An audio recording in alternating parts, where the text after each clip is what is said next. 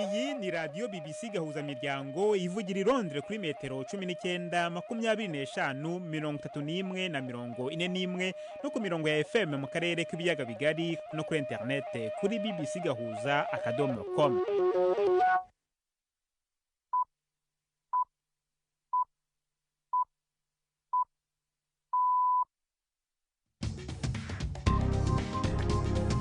Ubu ni saa 10 n'igice ku isaha mpuzamahanga ya GMT, ni saa 12 n'igice ku isaha yo mu Rwanda no mu Burundi. Muri studio muri kumwe na Jacques Niyitegeka.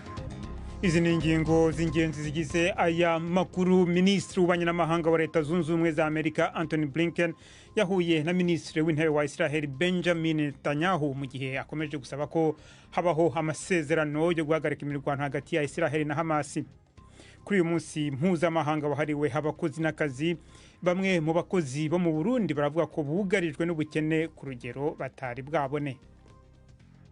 Giye ku isoko uko bukeye ko bwije usanga ikintu bagura 1000 kigugihumbi nabi 15 aho ugasanga rero na wa mushahara nawo turonka ntiwigera uvaho. Ubwongereza bwohereje mu Rwanda umuntu wa mbere bwimye ubuhungiro wagiye ku bushake. Ni muri gahunda hitandukanye niyo kohereza mu Rwanda ku gahato bamwe mu basaba ubuhungiro mu Bwongereza. Muri mwese ikaze muri amakuru yo kuri wa gatatu, turi ku itariki ya mbere z'ukwezi kwa gatanu.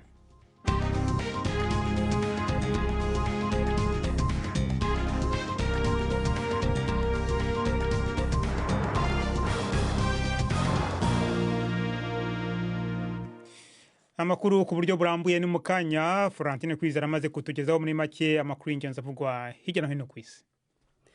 Tiyahere muri Leta Zunze Ubumwe za Amerika, aho umukuru w'umujyi wa New York Eric Adams arega abo hanze ko bashaka gucanishamo abakiri bato inyuma y'imishamirano yo muri za kaminuza ifatiye ku myerekano yo gushigikira abanyapalestina.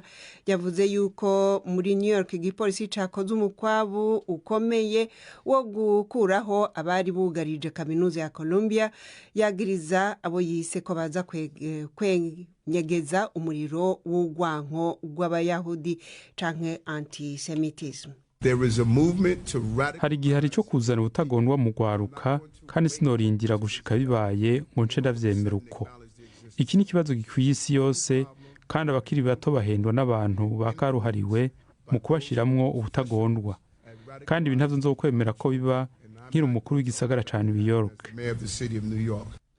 Abantu bagera ku 300 baratawe muri yompi muri Los Angeles, naho mw'ijoro ryakeye habaye gukozanya ko mu kigo ca kaminuza ya Columbia, aho abadashaka iyo myerekano yo gushigikira abanyapalestina bateye aho bayikora bari bakambitse imbeya z'umuriro n'ibindi jugunywe ku mpande zompi zari zishamiranye. Umwe mu bari muri iyo myerekano yo gushigikira abanyapalestina akaba yakubiswe arashaya. Iyo myerekano yo gushigikira abanyapalestina yatunganijwe muri kaminuza zo muri Amerika zigera kuri 30. Umukuru mu batavuga rumwe na leta muri Israel Yair Lapid yabwiye umushikiranganje wa mbere wa Leta Zunze Ubumwe za Amerika yabwiye umushikiranganje w'imigenderanire wa Leta Zunze Ubumwe za Amerika Anthony Blinken ko umushikiranganje wa mbere wa Israel atampamvu nimwe afise yo kudashigikira icifuzo co kurekuza abanyapalestina abanya-Israel bafashwe ingwati. Yongeye ko yuko hamwe abahengamiye ku matwara akaze y'uburyo muri leta ya Netanyahu boca bivumbura bakavamwo, yoca amushigikira kugira ngo umushikiranganje wa mbere wa Israel agumane ubwiganze muri leta. Bwana Netanyahu yaramaze kumvisha ahagaze neza ko atemera ivyo umuhari Hamas usaba ko hoba guhagarika intambara, kandi ngo azobandanya gutegura igitero ku mujyi wa Rafa nk'uko yabitegekanije. Leta Zunze Ubumwe za Amerika ntizishigikiye namba ico cifuzo co gutera Rafa, amasezerano yo guhagarika intambara yoboneka canke atoboneka. Umuhari Hamas ntaco uravuga kuri ivyo.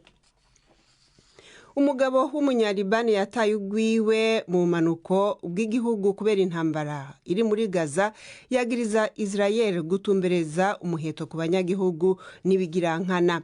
ni ibirego Israel ihakana. Ivyo yabibwiye umunyamakuru wa BBC yashoboye kwinjira mu manuko bwa Liban.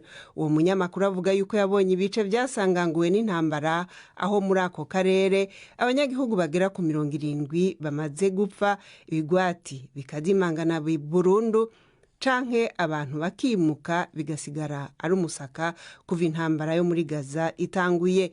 Ibi byakurikiye kurasana hirya no hino ku rubibe hagati y'abagwanyi ba Hezbollah n'ingabo za Israel. Abaharugwa mu bihumbi 10 barataye baromoka ku mpande zompi. Iyi mwumva ni BBC gahuza miryango. Umupolisi wo ku rwego rw'intwazangabo mu karere ka West Yorkshire hano mu Bwongereza yarezwe ibyaha bifitanye isano n'iterabwoba bifatiye kuko yoba yarakwiragije ubutumwa bushigikira umuhari Hamas abicishije ku rubuga rwa WhatsApp. Ni inkuru ya Judith Morris mushikirizwa na Nina Iradukunda. Iyi ntwazangabo mu gipolisi y'imyaka 26 Mohamed Adil araregwa ivyaha bibiri nk'uko itegeko riraba ivyaha vy'iterabwoba ribigena.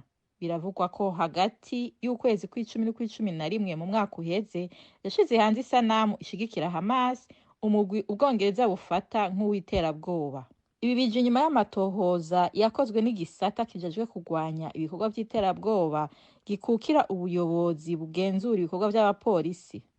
Ni gisata cigenga kiraba inyifato y'abapolisi mu karere ko mu buraruko bushira ubuseruko kukungene uyo mupolisi mukuru yakoresheje WhatsApp. Adil yarahagaritswe mu kazi yarasanzwe arangurira mu karere ka Calderdale kari mu burengero bwa Yorkshire harimwo na Halifax.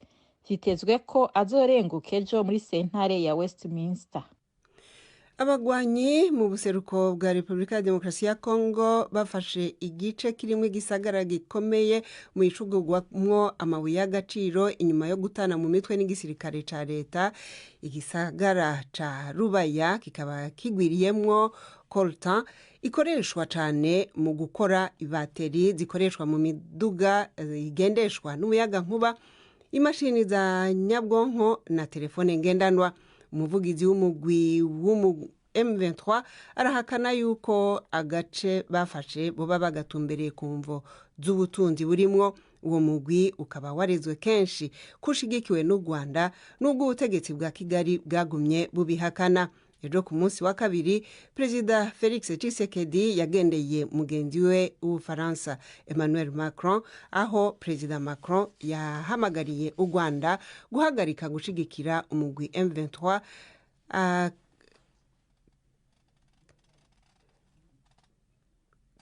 ndetse n'ingabo z'ico gihugu zigakugwa mu buseruko bwa Kongo. Murambabarira ndangirize muri Turkiya, aho igipolisi mu mujyi wa Istanbul cateye imyuka irakira kikamiragira n'amasasu ya plastike mu ntumbero yo guhagarika abashaka gukora imyerekano yo kuri uyu munsi wahariwe abakozi n'akazi. Taksim Square hagati mu muji hari hagoswe, aho perezida yagabishije abo yise abashaka gukora agasomborotso. Ariko abari mu myerekano bagerageje gukuraho amabariyeri bituma batana mu mitwe n'igipolisi aho nyene no mu tundi duce tw'umuji. Umushikiranganje w'intwari yo hagati avuga yuko abatari munsi y'200 bamaze gutabwa muri yompi. Umukuru w'abatavuga rumwe na leta mu mugambwe CHP akaba yavuze yuko bazoguma bagwana gushika mu majambo yiwe Taksin imaze kubohozwa. Jacques arakoze. Florentine Kwizera.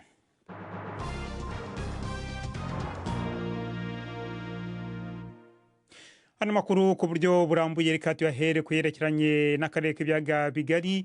Umuntu wa mbere wimwe ubuhungiro n'igihugu cy'Ubwongereza ngo yamaze kugera ku butaka bw'u Rwanda mu mugambi w'iki gihugu wo kwirukana abo kitemeye kwakira. Nta myirondoro y'uyu muntu yatangajwe, cyakora ngo yuriye indege ku bushake bwe apfunyikiwe agahamba k'amafaranga nyuma yo kwangirwa ubuhungiro. Ubutegetsi bw'u Rwanda nabwo bwemeye aya makuru ariko ntibwagira ibisobanuro butanga. Ni inkuru mugezwaho na Jean Claude Mwambutsa. Inkuru yatangajwe bwa mbere n'ikinyamakuru The Sun cyo mu Bwongereza ivuga ko uyu muntu yuriye indege isanzwe y'ubucuruzi yerekeza mu Rwanda. Iyi nkuru ikomeza ivuga ko uyu utaratangarijwe umwirondoro yuriye indege ku bushake nyuma yo kwimwa ubuhungiro n'Ubwongereza, ngo yahagurutse mu Bwongereza ku wa mbere ahawe 3,000 by'amapawundi akoreshwa muri iki gihugu yagera kuri miliyoni 4 z'amafaranga y'u Rwanda. Umuvugizi wa leta y'u Rwanda ngo yemeje iby'uyu muntu, cyakora nawe ntiyatangaza umwirondoro we, avuga ko ari mu rwego rwo kubaha ubuzima bwe bwite. Uyu woherejwe mu Rwanda ngo ntaho ahuriye n'abari mu masezerano Ubwongereza bwagiranye n'u Rwanda, ariko akaba ataratangira gushyirwa mu bikorwa kubera impaka nyinshi zakomeje kubaho mu nkiko.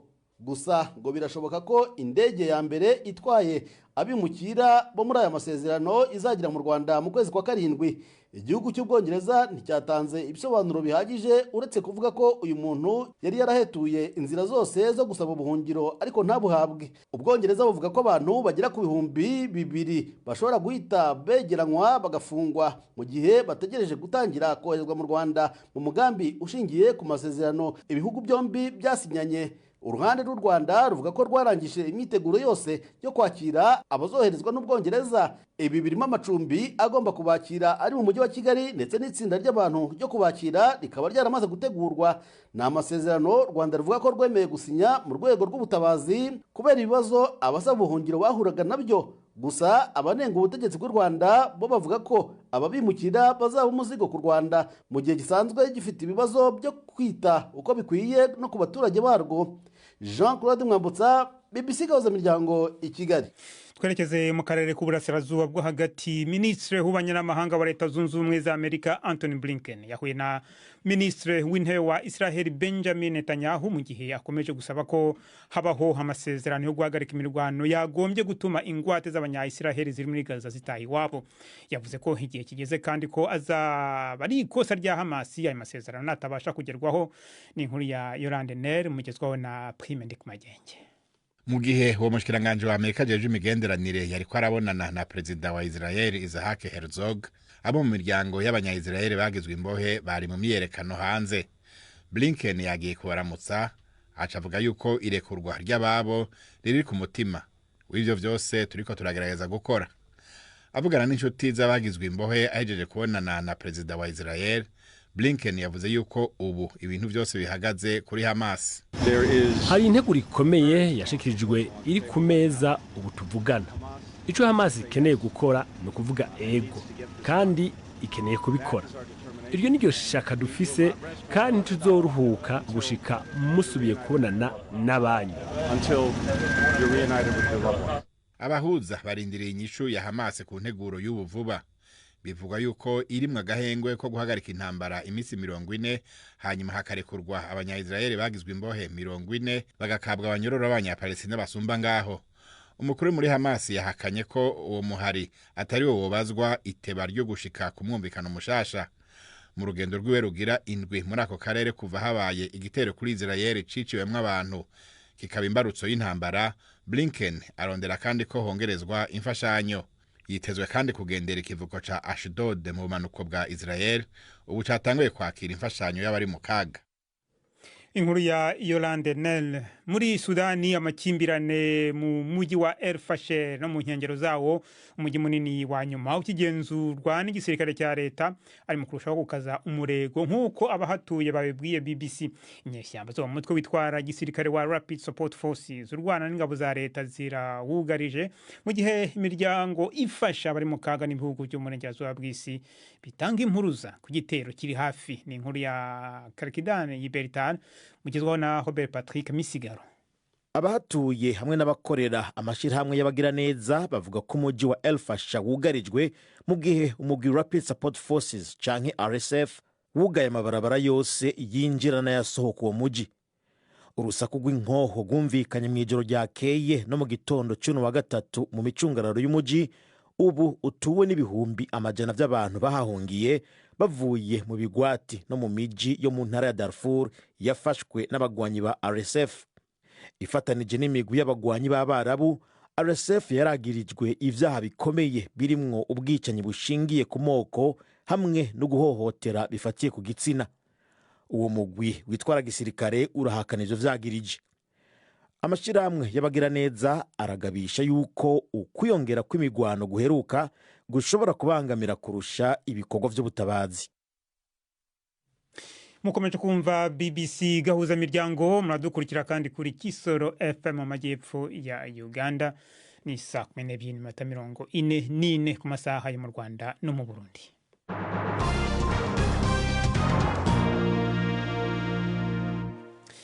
Kuri uyu wa gatatu itariki ya mbere z'ukwezi kwa gatanu Uburundi bwifadikanije n'isi yose mu guhimbaza umunsi mpuzamakungu wahariwe abakozi n'akazi mu gisigara ca Bujumbura. Bamwe mu bakozi baganiriye na BBC gahuza miryango bavuga ko uyu munsi ushitse bugarijwe n'ubukene ku rugero batari bwabone. Ibi biremezwa kandi n'urunani mpuza masendika Kosibu, aho rusaba leta gukora ibishoboka byose kugira umukozi yabeho neza. Ni inkuru ya Gildas Yihonde Mpundu Bujumbura. Ku rwego rw'igihugu ibirori byo guhimbaza uwo munsi wahariwe abakozi ibyabereye mu ntara ya Kayanza. Bamwe mu bakozi baganira na BBC gahuza miryango mu gisagara ca Bujumbura byaboneka ko batanezerewe. Basigura ko ubuzima busigaye buzimvye ku rugero rusiga ubwenge. Giye ku isoko uko bukeye ko bwije usanga ikintu agura igihumbi kigugihumbi nabi 15 ariko ugasanga rero na wa mushahara nawo turonka ntiwigera uvaho. Umva rero kuvuga yuko umunsi ari umunsi mukuru w'abakozi ntavyo novuga kuko nta munsi mukuru ugenda guhimbaza wihimbazanya kandi amunda watubitse. Abikorera utwabo n'abiyungunganya mu bisata bitandukanye nabo nyene bavuga ko ibintu biriko birunyuka. Ibaze uheshi batanga ku isaha 1200 cyo wibaza 1200 ku isaha ugasanga aho kundwi ufise nk'amasaha nka 15 uzo kusanga aho kwezi urose nk'ibihumbi nka 80 canke bidakwira. Warushika rero muhira ugasanga irasiyo ugiye gusuma ku isoko ugasanga umuceri ubugeze ku 4500 amazu yaraduze. Urabona nk'inzu bwa mbere washaka usanga tuba mu nzu turi y'ibihumbi 80 umva by'abasore nyine abantu bataronka amafaranga mugabo izo nzu barazidugije zigeze ku 225. Abadandaza navuye ko umunsi mukuru ushitse bitoroshe kuko ibintu biba biduga cyane. Bimaze kuduga cyane abakiriya nabo baca bagira abakiriya ntibaheza ngo baze kudushorera ntidaheza batukure mu cibo. Uko biri kose umunsi mukuru turawuhimbaza, turizera ko ejo bizogenda neza. Abadandaza niko bimeze. Izi ngorane bazihuriza ko n'urunani mpuza masendika Kosibo. Celestin Savyimana rurongoye afatira ku ngorane zihanze igihugu mu bisata nka byose, ahereye ku bukene bw'igitoro butuma umukozi adashobora kwiyunguruza, iduga ry'ibiciro ku vyankenerwa, ubukene bw'agasukari, agashara kadakwiye n'ibindi. Asaba leta kugira icikoze. No kuraba rero ingena leta yoshigikira abanyamishahara kugira ngo bashobore koroherwa buhoro buhoro. Abanyamishahara gusigashikira n'abanyagihugu mu kuraba ingene ibiciro bitumurengera canke bimwe leta ishobora gukora ikabikora, ariko hariho byinshi bikwiye gukorwa na leta mugabo biciye mu biganiro bakagira ati hokorwa iki. Ibihe by'ubutunzi bitoroshe Uburundi burimwo bisa kandi n'ibiteye amakenga abashinga amateka. Bafatira ku kuntu n'amahinguriro akomeye nka Bararudi rihingura ibinyobwa rigatanga n'ikori rinini cyane muri leta asa nayo ariko arasubira inyuma. Mu ndwi iheze babajije umushikiranganje wa mbere icizo ngorane zoba zivako. Yabishuye ko ari ubukene bw'amafaranga y'agaciro, akemeza kandi ko ari ingaruka z'ivyabaye muri 2015. Ibi turiko turabamwe ubu ntitubibone ngo ni vy'ubu, tubone iyo vyaje biva. Ni ingaruka mbi ya vya bihano twafatigwa kuva 2015 gushika 2020. Inyishu rukumbi yuko iki kibazo gitora inyishu nuko turonka ivyo dushora dukora amadovize yo kurikura ivyo vyankenegwa, igitoro, imiti, ifumbire n'ibindi vyose biva hanze n'ibi vyose vy'impuzu. Gildas Yihonde Mpundu Bujumbura. Tuve mu Burundi twerekeza muri Kenya, ho uduce tumwe tw'icyo gihugu tumaze icyumweru twibasiwe n'imyuzure ikomeye. Imihanda, ibiraro ndetse n'imirenge imwe bikaba byarangijwe n'imvura idasanzwe. Abantu barenga 50 bahitanywe n'iyo myuzure mu mujyi wa Mai-Mahiu ku birometero 60 uvuye mu murwa mukuru Nairobi. Ni inkuru ya Ian Wafura mugizweho na Florentine Kwizera. Aho ni mu kigwati Cangeya mu gisagara ca Mai-Mahiu, urugendo rw'amasaha 2 uvuye mu mugwa mukuru Nairobi. abaho ntibarashira igihumura kubera akaga baherukamo k'imyuzure. Icahora ari ikigwati kirimo amazi agera kuri 18 hasigaye ari agahinga karimo isakamburira gusa. Ubu hasigaye inzu imwe yonyene. Hari mu gihe cy'ijoro aho twari ko turagerageza gutabara abantu bamwe bamwe, ariko hari umwiza, nta toroshi twari dufise, umuyaga nkuba wari wacitse, ubu no gutora ibisigarira. Peter yarasanzwe aba mu kigwati Changeya, yarafashije kugwana ku babanyi amazu yabo yari yatwawe n'imyuzure. Nyuma y'ivyo twaraje tubona umwe mu miryango yari yakozwe ko dukiza abana babiri n'umuvyeyi. Tom Mwai nawe nyene aba mu kigwati Changeya aravuga ukuntu ikigwati cose cahuye n'akaga. Hii ni kama village. Watu walikuwa wamenunua plot. Aha ni nk'ikigwati aho abantu baguze amatongo, baraharima, barahubaka bongera bahagura amazu, gicika ikigwati gishasha. Ubu abantu benshi baragiye, abandi barapfuye. Ntituzi ngo ni bangahe. Ni kama watu hajulikani ni kiasi gani wale wamekufa. Ibikorwa byo kurondera abazibiwe n'ibihomoka biragoye cyane. Abajejwe gutabara bimba mu bishanga barondera abo babagifukiranye. Ibyambere bibimbonye mu myaka yose nkoze. Anthony Muchiri ari mu bajejwe gutabara imbabare mu ishirahamwe Croix Rouge ishami ryo muri Kenya. N'urufatangane rw'isuri n'imihindimiko y'ivyondo.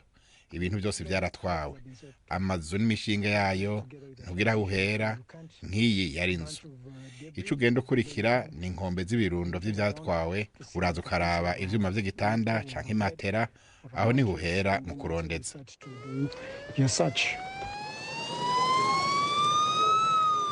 Abantu batari munsi y'109 barashoboye gutabagwa bajanwa mu bitaro, abandi 50 basanze bapfuye. Abategetsi bafise impungenge ko ibi biharuro bishobora no kwiyongera. Ubu mu buseruko bwa Afrika hamaze igihe imvura nyinshi, cane cane muri Kenya, Tanzania n'u Burundi. Abarenga 100,000 barataye izabo kubera iyo mvura. Abenshi mu gihugu icizere bafise nuko amabi babonye yo bagiye gucureha iyo mvura ikagabanuka. Inkuru ya Ian Wafula.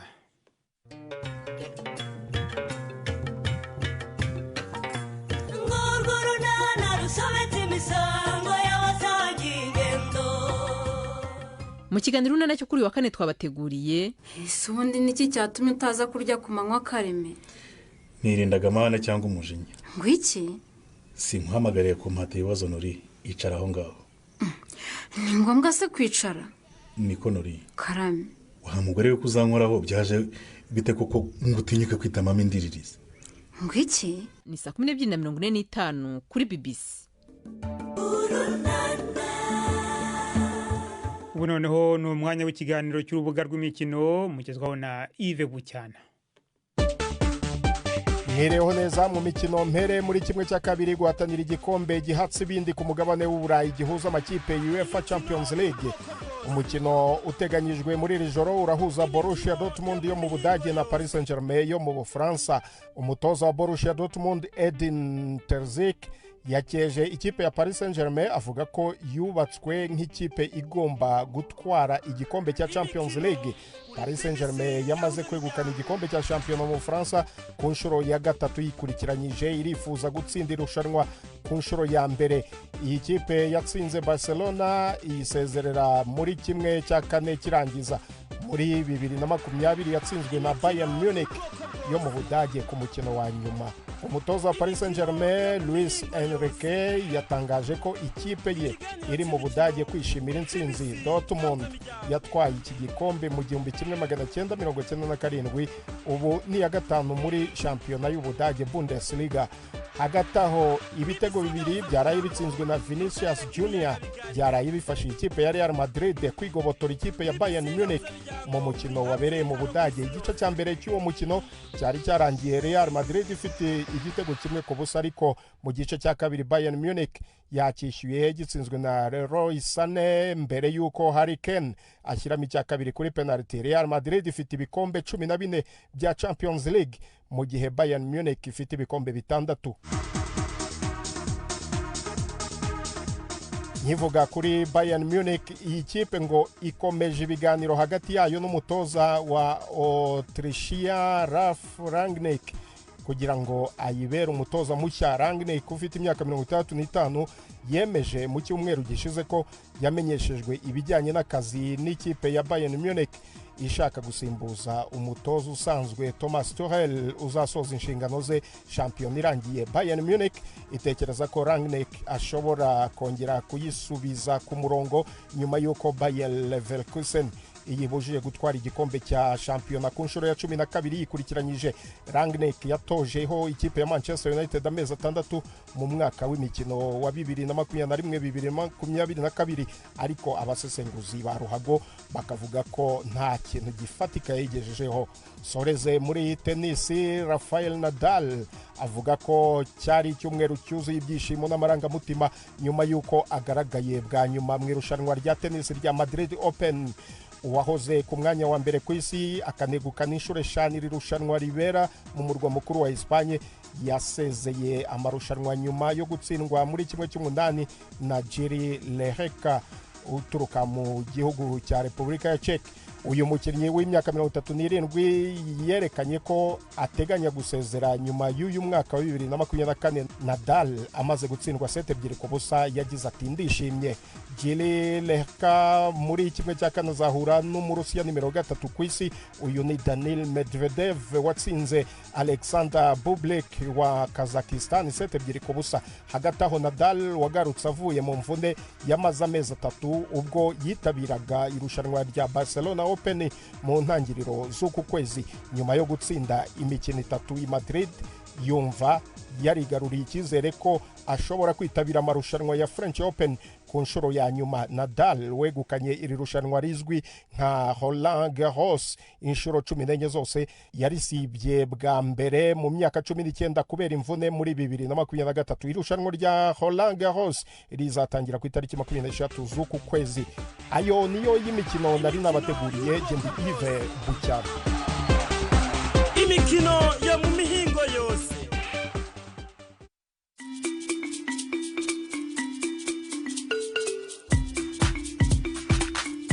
BBC Gahuzamiryango yabateguriye uburyo bwo gupakurura ibiganiro vyayo mukabibika muri telefone ngendanwa zanyu canke computer mukaza kuvyumviriza igihe cyose mubishakiye. Ibiganiro bya BBC Gahuzamiryango mukunda nk'amakuru, imvo n'imvano, urunana, ikiganiro cy'abagore cyangwa abaza muganga, ubu biraboneka kuri podcast. Ja ku rubuga rwa BBC Gahuzamiryango ariko bbcgahuza.com urondore ahari podcast. Amakuru yose y'uburyo podcast ikora n'ukuntu washyira muri telefone yawe byose urabisangayo. Pakurura ikiganiro ukunda canke amakuru wumvirize uko ushaka aho uri hose ntusubire gucikwa na kimwe. Taramana ibiganiro bya BBC Gahuzamiryango kuri podcast.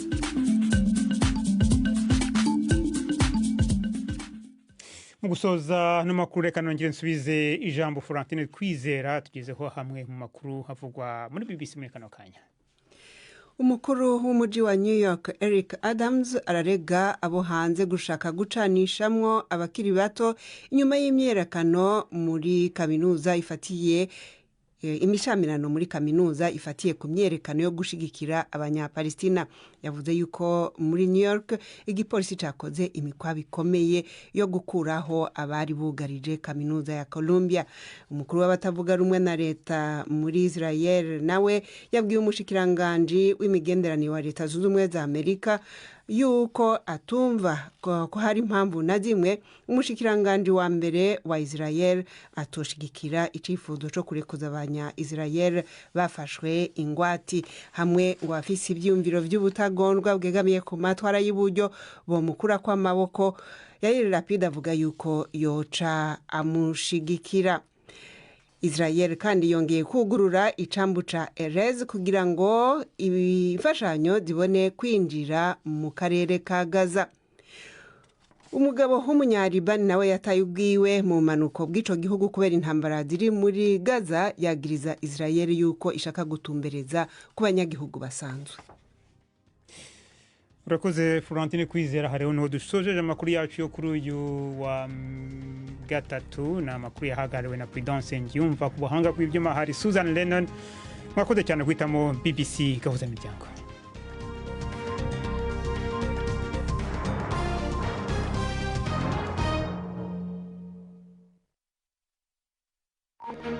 Thank you.